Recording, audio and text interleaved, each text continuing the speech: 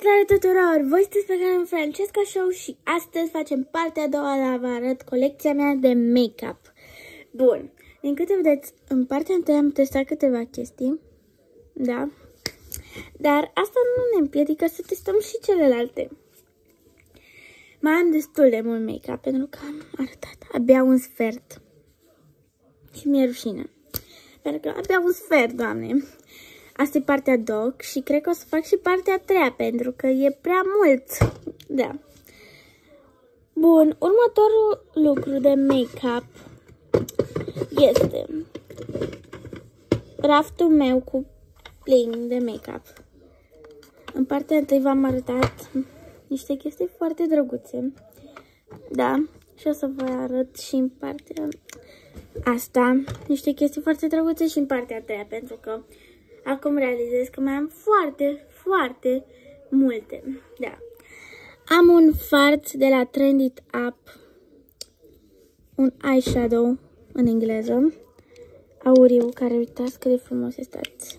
Să deschid, să vedeți. Uitați cât de frumos este, așa arată. Și dacă luați puțin, nu se vede. Stați, dar în viața reală să știți că chiar se vede. Dacă luați așa un pic drăguț, mi se pare așa foarte frumos, glowy. Da, vă recomand asta. În partea întâi am uitat să vă spun dacă vă recomand sau nu. Na, în partea întâi v-am arătat Sol de Janeiro-urile mele. Și da, vi le recomand. Sunt foarte faine. Adică tot ce v-am arătat în partea întâi vă recomand. Sincer, că da, sunt foarte faine. Bun, după avem o paletă de highlightere, un fel de trio highlighter Xmas din colecția de Crăciun. Și asta e din colecția de Crăciun. Da. În calendarul advent de la Trend It Up, care le-am primit de ziua mea. Bun, aceasta este o paletă care este de highlightere și are alb, auriu și roz. Eu cel mai curioasă am fost prima oară de roz. Și da, merită să luați această paletă cu calendar, că nu cred că o găsiți așa separat. Să uitați cât de frumos, efectiv. Da. Și îmi place așa super drăguță. Eu recomand. După avem un highlighter de anul trecut, de la Essence, care este de anul trecut, la... Stați un pic. Un highlighter de la Essence, care este destul de drăguț. Este, cred că și cu pudră în el, pentru că, nu știu, mi se pare că și setează în același timp. Dar, nu știu, parcă nu are strălucirea aia care trebuie. Asta nu vi recomand, sincer. Da, apropo, nu sponsorizez Essence, dar am multe chestii. Bun, după am un far de la Trend It Up de culoare roșie, care este foarte fain, din nou. Mi-am băgat și degetul, ba nu mi l-am băgat. Uitați cât de drăguț este, efectiv, așa un roșu vișiniu, mi se pare mie. Perfect pentru toamnă, mi se pare mai mult mie, că nu este roșu ăla, știți? Da, cred că o să trebuiască să-mi șterg mâna, că deja am 1000 de testare pe mână. Bun, următorul lucru este o pensulă. Pensulele nu o să vi le arăt pentru că am destul de multe. Dar hai să vă arăt așa mai pe lung, mai pe scurt. O pensulă drăguță așa. Mai multe pensule de la Noele, dacă vreți și voi. Asta este o pensulă de la Lacom, care este, cred că pentru, abar n-am, dar o am. O foloseam mai mult pentru blush, dar nu mi se pare de blush. Bun, următorul lucru este acest stick de la Trend It Up, care este așa, foarte cute. Și este și pentru multi-stick. Ce clip ai? E pentru obraj, pentru ochi, pentru buze. Și se duce foarte greu, sincer, să vă zic, se duce foarte greu. Adică, na, nu foarte greu, dar foarte greu. După blush-ul meu preferat, care se vede, n-am hit pen pentru el, dar o să am în curând. Uitați cât de drăguțe. Dar, sincer, se vede că l-am folosit destul de mult, pentru că, uitați, este un blush de la Essence care scrie Blush Crush și este de o culoare foarte, foarte frumoasă, de un roz bombon așa. Nu chiar bombon, dar un roz drăguț. Și așa este. Și dacă l aplici cu pensula, e foarte cute. Și da, e blush-ul meu preferat pe locul 2. Sau? Nu știu, dar îmi place foarte mult, se vede. Pentru că l-am lipit aici cu scotch. Pentru că mi s-a rupt capacul, că l-am scăpat pe jos. Pentru că l-am folosit, da? Și uitați cum e, așa. Și aici l-am spart, efectiv. L-am spart. Și mi-e milă de el, dar da, îmi place foarte mult. După am acesta, este un blush de la Revolution, lichid, care este un fel de dupe pentru Rare Beauty, dar nu se compară cu Rare Beauty, dar e un fel de dupe. După am acest ruj de la Essence, care este o nuanță de nude. Nu l-am folosit niciodată, dar e o nuanță drăguță.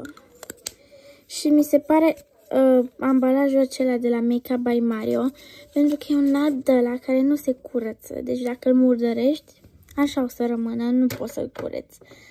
Bun, după aceea am acest rimel de la Sephora, Size Up. Nu l-am testat, dar am auzit că e foarte bun. E nou. Am unul de la Revolution, din calendarul Emily in Paris. Dar nu l-am testat pentru că am unul deja deschis și n-are rost să-l deschizi pe asta să se usuce. După am un ruj roșu de la Douglas. Un ruj de culoare nude de la Douglas. Un blush de la Milk, de o nuanță foarte cute, sincer. Așa, e o nuanță mai închisă, un fel de maro, dar e roz. Un gel de sprâncene, care nu prea ține sprâncenele, dar dacă vrei să le speriezi așa și să-ți țină un pic, da, îmi place. După 2 scripiciuri de la Cupion, care sunt foarte faine, vi le recomand. După niște pigmenturi de la Sensei, care n-ai cum să treci fără ele, efectiv. Sunt atât de faine. Uitați, Doamne, le ador, le ador. Bun, și un burețel.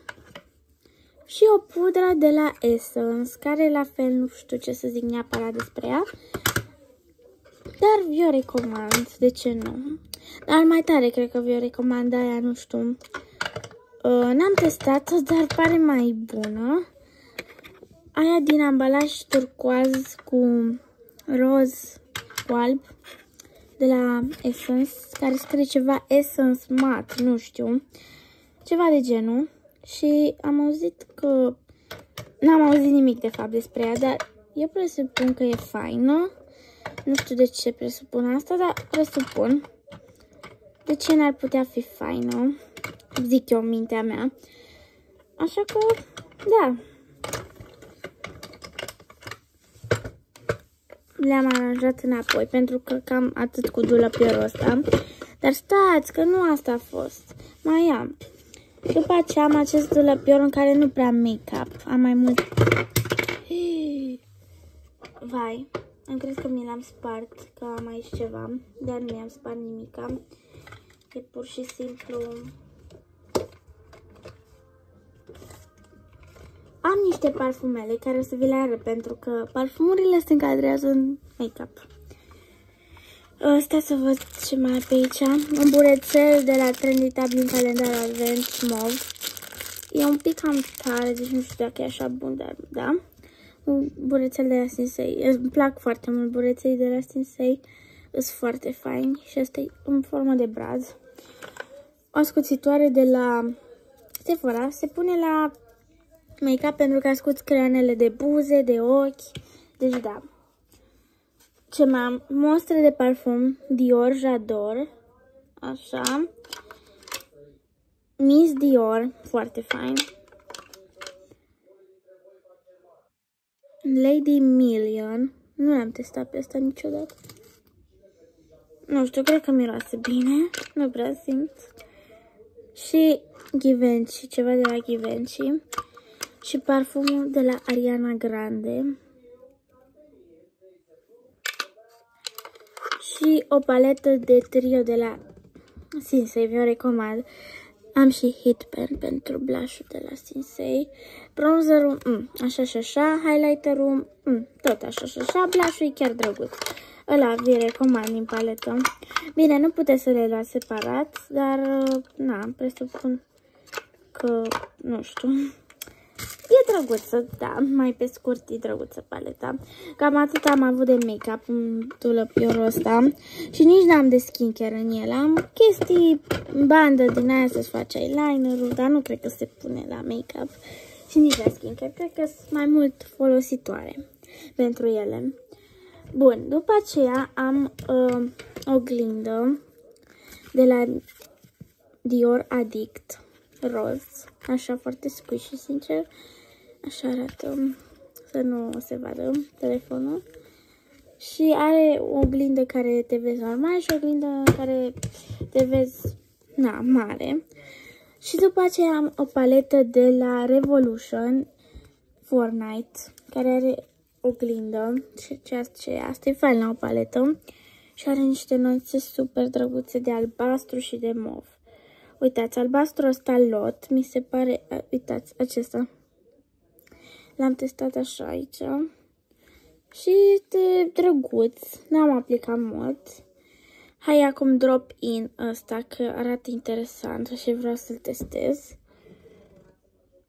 Uitați, chiar este pigmentat, sincer. Da, îmi place paletica asta. Nu știu, eu recomand, eu nu folosesc nuanțele alea, dar le folosesc dacă fac un make-up, de exemplu, pentru că, da, nu știu, sunt drăguțe.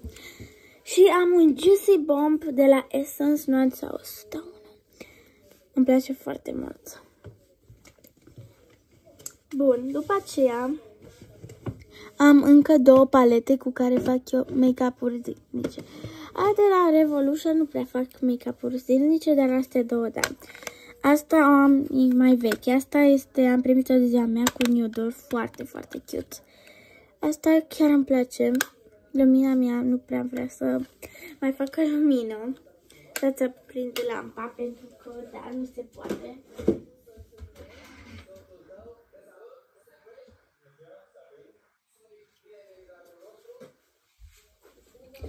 Bun, am revenit. Avem o paletă de la Douglas, care este așa, cu nude-uri, care am primit-o de ziua mea. Și este foarte faină, mi se pare de zi cu zi. Așa și cu asta care fac make-up-uri ciudate, cu toate culorile, curcubeului, sincer. Da, și îmi place. Și ați văzut că e mai veche, că nu prea se mai vede scris. Bun, cam asta a fost și partea a doua. Ne vedem în partea a treia. Ați fost pe canalul Francesca Show. Vă pup, pa!